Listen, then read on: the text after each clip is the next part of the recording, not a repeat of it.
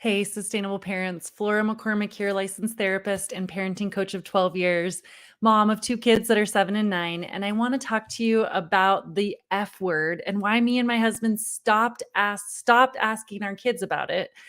And it's definitely having a positive impact. So let me tell you, before I get into that, what we were noticing is that our kids get bored a lot. And I wondered if this happens for you or that they'll be kind of like sometimes mopey, like, I don't want to go do that thing. That doesn't sound fun. I don't want to do that. Is that going to be fun? Or they'll come home from something and we're like, how was it? It wasn't very fun. And it like irks us. It's like, why are our kids so like entitled or like nothing's good enough for them? Like it makes us get in this place where we're like, super frustrated with them and then feel like we're failing. Can you relate to that at all? Put a comment or an emoji to tell me if that comes up for you at all. And here's the thing, if you relate to this, I want to suggest that you stop asking about the F word too, because we've made this shift and we're really noticing a change in their sense of like, nothing's fun. And I don't want to do that. That's not going to be fun. Is we stopped asking about it. Do you realize the way sometimes that we prime our kids for behaviors that bug us without even realizing it? Like, do you ever notice that actually, if you take a step back, you might somewhat frequently be asking your kids, hey, was it fun when you went to the such and such? Or you send them off somewhere and you say, okay, have fun. And so, of course, we're priming their brains to think life is all about fun. And Jessica says, yes, it drives me crazy when my 6-year-old is complaining about being bored. And yet, Jessica, if you step back, are you like where we were? We realized we're asking about fun all the time. No wonder they're defining things by fun all the time. Is this connecting for you? Like, tell me what words I just said are really standing out to you. Comment below. And I want you to really think that today can be a day you make a change. Like every day, my goal in my parenting work is to help you be more empowered and take the activated position so that we stop saying, why in the heck is she doing this? And we get curious about, is there anything that could be contributing? How do we want to teach the replacement behavior? How do we want to make a change? How and what are the questions I'm always getting my clients into so that they start seeing different results?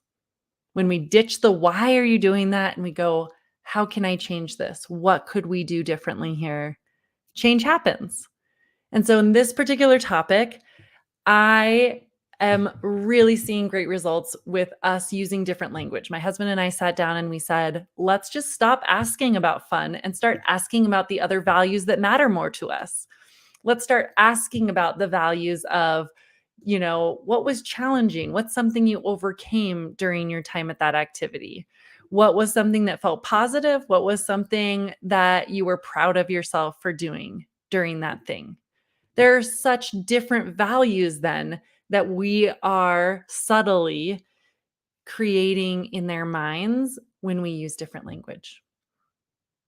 So tell me below, what is your single phrase that you'd like to start using to replace the F word, which is fun? Instead of saying, okay, have fun, or did you have fun? What's your single phrase that's coming up for you that you're like, ooh, I want to start saying what? What is your phrase coming to mind that will highlight other values that you'd like them to start focusing on instead of fun? And if you are in a place where you're like, oh, I just love the juiciness of this. I want more intentional parenting like this, where I am being asked questions that get my mindset in a different place, that push me to the what and the how instead of the why. Let's talk, my friend. That is what I love to do. We have clients right now in the SP transformation who are having wins left and right. Parents, I just got off the phone with a mom of older kids who said, I can't believe how well my kids handled my boundary differently when we set it up correctly. Like normally it's a big blow up and they say I'm the worst. And like when I used your recipe, Flora, they had a consequence. They had a boundary of not good choices. And they were like, okay.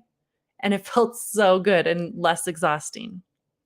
I had a mom on the coaching call just last night who was saying to the group, I am so pleased with how much I'm feeling more calm and confident when I use that tool when in an upset moment. So, Flora, I used your recipe, and my 3-year-old did have a blow up. He got upset about something, but I followed through in the way that we've set out in your recipe, Flora, and he calmed down way quicker than normal.